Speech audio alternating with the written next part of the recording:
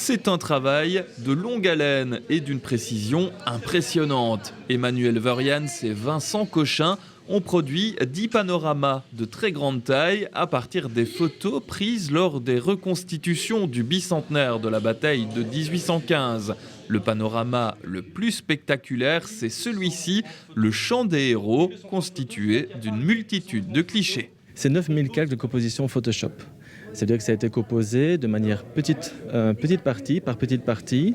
On a fait des photos larges, on a fait des photos de zoom. Vincent Cochin a fait les photos ce qu'on appelle larges, qui m'a permis de voir le terrain.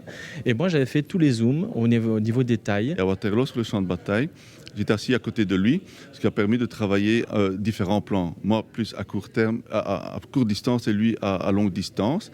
Et alors aussi des événements comme des tirs de canon qui étaient très, très succincts. Je veux dire, on a permis de les photographier, de les immortaliser. J'ai recomposé soldat par soldat, groupe de cavaliers par groupe de cavaliers, ce qui fait que là, il y a à peu près 280 000 modifications sur le fichier. Et 10 000 figurants sur la photo, qui est bien un travail artistique, il ne faut pas s'y tromper. Le ciel, par exemple, a été composé pour offrir un aspect plus dramatique. Ce panorama sur lequel on peut voir public et équipe de télévision ne se veut pas une représentation fidèle de la bataille de 1815.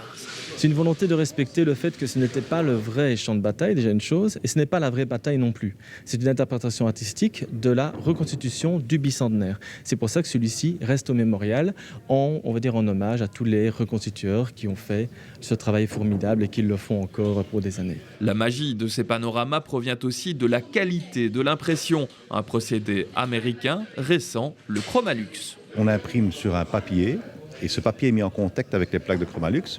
Et à l'aide d'une presse, on chauffe les couleurs et elles passent de l'état solide à l'état gazeux. Elles pénètrent dans le Chromalux en elle-même. Et ça vous donne ce résultat qui est très très vibrant, super lumineux, résistant aux griffes, résistant à l'eau. L'exposition Waterloo 200 XXL est à voir au Mémorial 1815 jusqu'au 25 septembre de cette année. Le panorama Le Chant des héros est lui destiné à rester au sein du mémorial.